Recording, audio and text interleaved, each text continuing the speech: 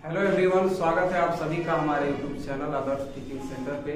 और आज की इस वीडियो में हम लोग पढ़ने वाले हैं क्लास 10 के रिप्रोडक्शन चैप्टर से फूल के बारे में पढ़ने वाले हैं। अबाउट फ्लावर्स के बारे में पूरा इसका जनन का जो है एक आध पार्ट हो सकता है, एक या दो पार्ट में इसको क्लियर कर दिया जाएगा। फिलहाल अभी हम लोग जो है जानेंगे विस्तार से पुष्प के बारे में, पुष्प के कौन कौन से भाग होते हैं। और इसके बाद में हम लोग पढ़ेंगे अगला पार्ट में कि पुष्प में जो है निषेचन क्रिया कैसे होता है, प्रजनन क्या होता है, फल का निर्माण कैसे होता है, बीज का निर्माण कैसे होता है। पूरा का पूरा फूल जो है टिका हुआ है किसके ऊपर, पुष्पासन के ऊपर टिका होता है। और ये फूल किसी तना से, किसी पौधे का फूल जो है, फूल किसी पौधे में किससे जुड़ा होता है, ग्रींथ के माध्यम से तना से जुड़ा होता है। एक तो फूल हम लेते हैं, देखिए फूल दिखाई दे रहा होगा स्पष्ट रूप से यहाँ पे। हाँ चलिए, अड़हुल का फूल है, इसमें देखिए यही भाग जो है जुड़ा हुआ रहता है तना से, यह जुड़ा होता है, ठीक है। यहाँ से पत्ती निकलती है, ये जो है इसको हम लोग डंठल कहते हैं। ये वाला जो है भाग जो यहाँ पे ग्रीन जो दिख रहा है हरा, इसको डंठल कहते हैं। इसी के माध्यम से जो है फूल तना से जुड़ा हुआ रहता है। अब इस डंठल को जो है हम लोग क्या कहेंगे, वृंत कहते हैं, ठीक है। क्या कहते हैं, वृंत कहते हैं। और इसके ऊपर देखिए यहाँ पे हमने लिख रखा है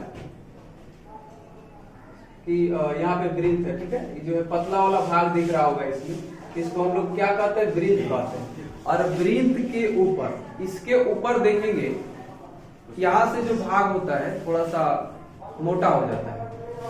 वृंत के ऊपर जो होता है यह एक थैली की तरह दिख रहा होगा। ये जो है भाग जो है थैली की तरह दिख रहा है, जिसके ऊपर फूल का सारा संरचना जितना भी भाग है सभी इसी पर अवस्थित है। मतलब फूल जो है पुष्पासन पे अवस्थित है। तो यहाँ पे देख सकते हैं वृंत क्या है, तो फूल एक डंठल द्वारा तने से जुड़ा होता है जिसे वृंत कहते हैं। उसके बाद आता है पुष्पासन, थैलमस इंग्लिश में कहते हैं। वृंत के सिरे पर स्थित, यानी सिरा का मतलब हुआ कि इसके ऊपर, वृंत के ऊपर एक फूला हुआ संरचना चपटा हुआ आपको दिख रहा होगा। तो यहाँ पे फूला हुआ तथा चपटा भाग पुष्पासन कहलाता है। पुष्प आसन, आसन का मतलब हुआ बैठना, पुष्प का आसन। अगर हम जो है कुर्सी पे बैठ गए तो मेरे लिए आसन क्या हो गया, कुर्सी हो जाएगा, ठीक है। तो जिसपे आप बैठे हुए आपका जो है आसन हो जाएगा, ठीक है। तब पुष्प जो है पूरा के पूरा आसन लगाया हुआ है, इसीलिए इसको कहते हैं पुष्पासन कहते हैं। इस भाग को फूल का आसन कहते हैं। पुष्पासन के ऊपर फूल के सभी भाग जो है चक्रीय रूप में जो है व्यवस्थित रहते हैं, ठीक है। चक्रीय रूप में व्यवस्थित रहते हैं। अच्छा कहिएगा कि फूल जो होता है एक लिंगी भी होता है और द्विलिंगी भी होता है, ठीक है। फूल जो होता है दोनों तरह के पाए जाएंगे, एक लिंगी भी होता है और द्विलिंगी भी होता है। जनन की पूरी प्रक्रिया फूल के अंदर ही हो जाता है, ठीक है। अब इसमें देखिएगा यहाँ पे जो इसके ऊपर जब हम लोग बढ़ेंगे, देखिए यहाँ फूल में भी दिख रहा है, यहाँ पे हरा जो है हम यहाँ से तोड़ के दिखा देते हैं, ठीक है। ये देखिए इसको हम लोग क्या कहेंगे, अंकुरी कहते हैं। इसको हम लोग जो है क्या कहते हैं, अंकुरी कहते हैं, ठीक है। दिखाई दे रहा है ना, इसको अंकुरी कहते हैं, ठीक है। अंकुरी कहेंगे। यहाँ भी जो है हमने बनाया हुआ है, यहाँ पे अंकुर, कहीं कहीं इसका नाम दिया होगा सीधा बाह्य दल लिखा होगा, कहीं बाह्य दल पुंज लिखा होता है। सभी किताब में अलग अलग नाम दिया रहता है। तो अंकुरी बोलेंगे, बाह्य दल बोल सकते हैं या बाह्य दल पुंज कह सकते हैं। तो ये फूलों का भाग हुआ।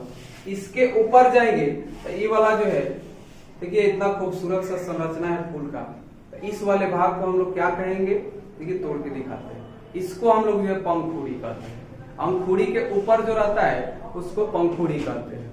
आप लोग जो है मुख्य रूप से फूल इसको मानते हैं, ठीक है। तो ये हो गया फूल का पंखुड़ी हो गया। बात समझ में आ रहा है, ये जो है फूल का क्या हो गया, पंखुड़ी हो गया। पंखुड़ी को दल कहते हैं या दल पुंज भी कहते हैं। हमने जो है इतना खूबसूरत फूल नहीं बनाया, फिर भी कोशिश की है कि फूल जो है दिख जाए क्या। तो यहाँ पे ये आपको दिख रहा है, ये जो है क्या है, पंखुड़ी हो गया। इसको दल भी कह सकते हैं या दल पुंज भी कहते हैं, ठीक है। उसके ऊपर जब हम लोग जाएंगे तो यहाँ से देखिए एक तो इसमें दिख रहा है, यहाँ से एकदम फूल के शुरुआती वाले भाग से, ठीक है, ये जो है दिख रहा है यहाँ पे, इसको हम लोग क्या कहेंगे तो स्त्री केसर कहते हैं। ठीक है, इसको हम लोग क्या कहते हैं, स्त्री केसर कहते हैं। यहाँ भी देखिए इस तरीके से यह ऊपर तक गया हुआ भाग है, इसको हम लोग जो है पूरा के पूरा इसको मिला करके स्त्री केसर कहते हैं। ठीक है, स्त्री केसर में जो है ये जो तंतु है, पतला वाला जो रेशा जो भाग दिखता है, इसको हम लोग तंतु कहते हैं। ठीक है, इसके ऊपर जब जाएंगे तो ये पतला वाला है, इसको वर्तिका कहते हैं। ये जो है यहाँ पे पतला जो दिखेगा इसको वर्तिका कहते हैं, और इसके ऊपर वाले सबसे ऊपर वाले भाग को वर्तिकाग्र कहते हैं, जो यहाँ पे दिख रहा होगा वर्तिकाग्र। ठीक है, फिर और भी भाग होगा इसमें। अब देखिए यहाँ से बहुत सारा जो है आपको ऐसे कुछ करके दिख रहा है, पतला तंतु दिख रहा होगा यहाँ पे।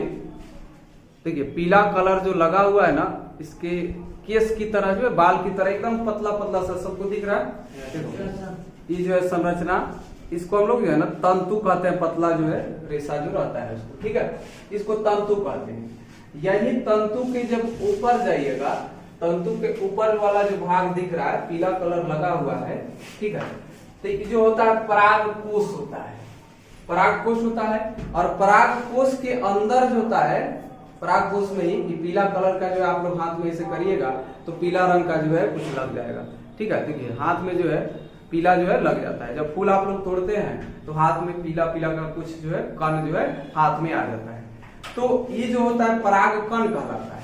ठीक है, ये जो है क्या कहलाता है, परागकण कहलाता है। किसके अंदर होता है, परागकण के द्वारा होता है।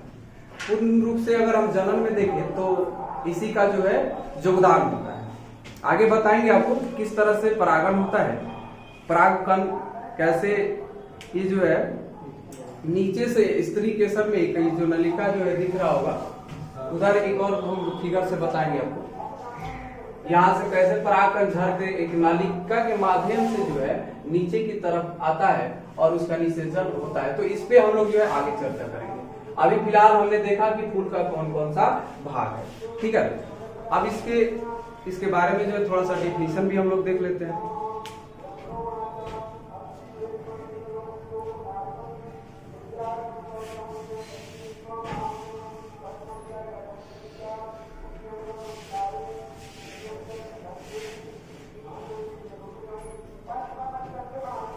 चलिए देखिए,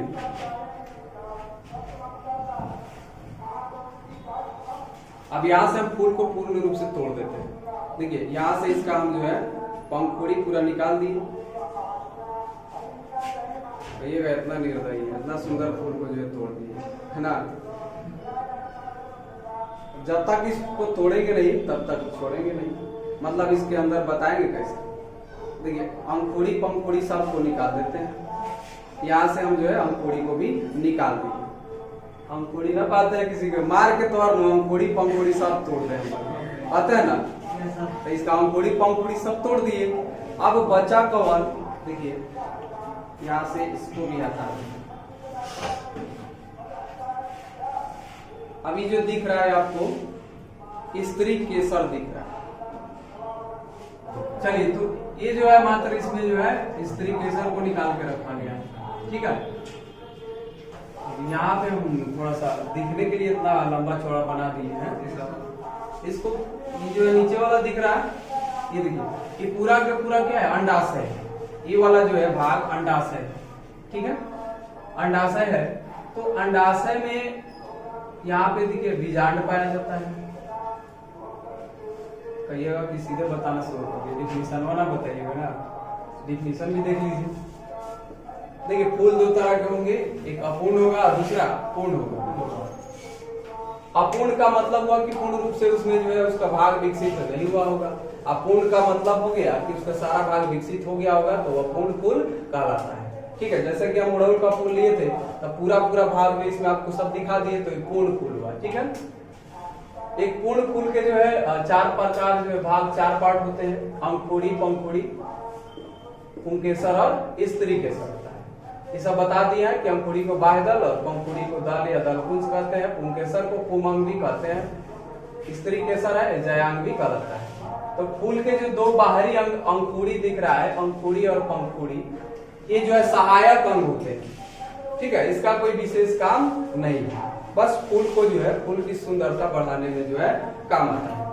अब देखिए, अब आपका चेहरा है तो प्रकृति का दिन हो गया, और उस पे आप जो क्रीम पाउडर लगा लेते हैं, लिपस्टिक लगा लेते हैं, काजल लगा लेते हैं, तो ये सब बाहरी हो गया ना। काहे के लिए लगाते हैं?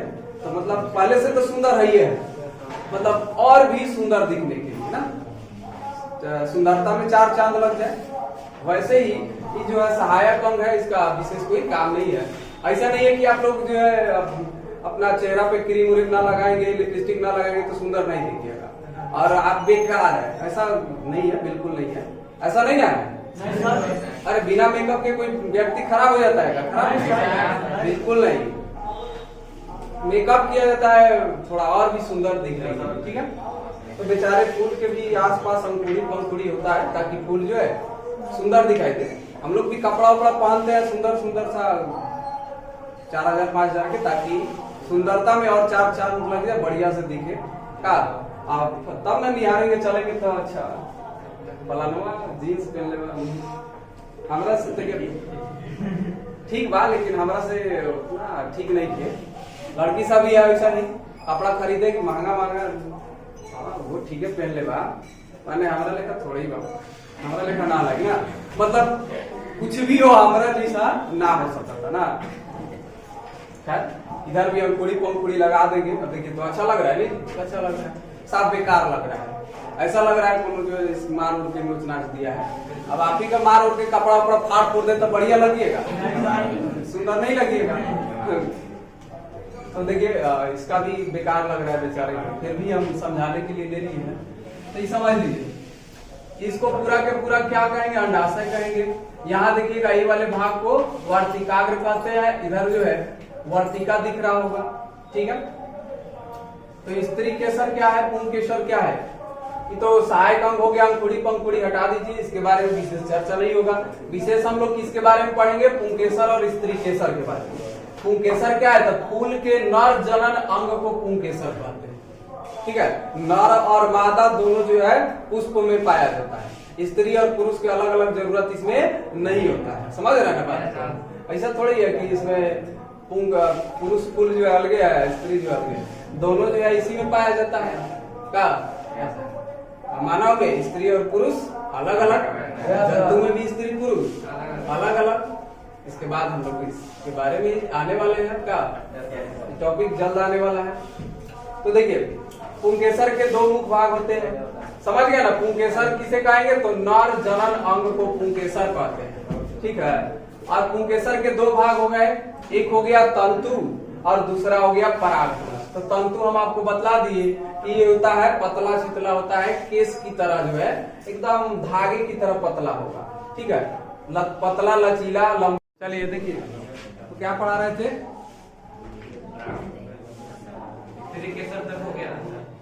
तो स्त्री केसर का बता रहे थे, स्त्री केसर का जो है 3 भाग होता है, अंडाशय, वर्तिका और वर्तिकाग्र होता है, ठीक है। अंडाशय क्या है? तो अंडाशय सामान्यतः एक फूली हुई रचना होती है, यहाँ पे आप देख सकते हैं ऐसे करके, मैंने दोनों ना निकल जाता है किसी का, ऐसे करके समझ लीजिए अंडाशय हो गया। तो ये जो है अंडाशय हो गया, इसका खुला हुआ संरचना। उसके बाद वर्तिका क्या है? तो अंडाशय से निकली हुई एक पतली सी रचना होती है, तो यहाँ पे आपको दिखा दिए हैं, ठीक है। देखिए खुला हुआ है तो ये अंडाशय हो गया, इससे जुड़ा हुआ। ऊपर जाइएगा तो ये क्या हो जाएगा? वर्तिका हो जाएगा। इसके ठीक ऊपर जाएंगे वर्तिकाग्र है, वर्तिका के शीर्ष पर फूली हुई छोटी चपटी एवं चिपचिपा रचना जो है वर्तिकाग्र कहलाती है। अब इसको तोड़िएगा ना, सर निकलता है सर, ले अब इसको निकालिएगा तो ऐसे करिएगा तो देखिए चिपक जा रहा है ना, चिपचिपा जो है आपको लगेगा। तो ये हो गया आपका जो है वर्तिकाग्र, ठीक है। अब यहाँ पे परागकण हो गया। अब ये परागकण जो है, परागकण का जो है परागकोश होता है, ये पराग नलिका के द्वारा देखिए ऐसे करके बीजांड से अंडाशय से जुड़ा हुआ रहता है, ठीक है। किसके द्वारा पराग कोश जो है किसके द्वारा जुड़ा होता है? पराग नलिका के द्वारा। यहाँ देखिए हमने एक जो है यहाँ पे बनाया, दिख रहा है ना? ये जो है पराग नलिका के द्वारा अंडाशय से जुड़ा होता है, ठीक है। अब पराग कोश में क्या होता है? परागकण होता है। यही परागकण इस पराग नलिका के माध्यम से कहाँ प्रवेश करेगा? अंडाशय में। अंडाशय में पहले से बहुत सारा अंड कोशिका रहता है, ठीक है। अंड कोशिका रहता है, तब जाके यहाँ पे क्या होता है? निषेचन होता है। और निषेचन के बाद जो होगा ये जो है अंडाशय किसमें बन जाएगा? अंडाशय फल बन जाता है। और ये जो बीजांड होता है किसके रूप में बदल जाता है? बीज के रूप में बदल जाता है। तब अभी हम लोग पढ़ेंगे इसके बाद अभी परागण कैसे होता है। स्वपरागण भी होता है, परपरागण भी होता है। स्वपरागण का मतलब हुआ स्वयं से, हवा के माध्यम से हो जाए, या कोई जंतु मिला दे जाके, मानव मिला दे, या ऐसे भी होता है कि उस पे तितलियां बैठती है, भौरे बैठते हैं, तो उसके पैरों में जो है परागकण लग जाता है, वह दूसरे पुष्प पर भी जाता है, तो परागण की क्रिया हो जाता है। तो ये सारी चीज जो है हम बताएंगे आपको अगले पार्ट में। तब तक के लिए जय हिंद, वंदे मातरम। इंतजार करिए दूसरे पार्ट का।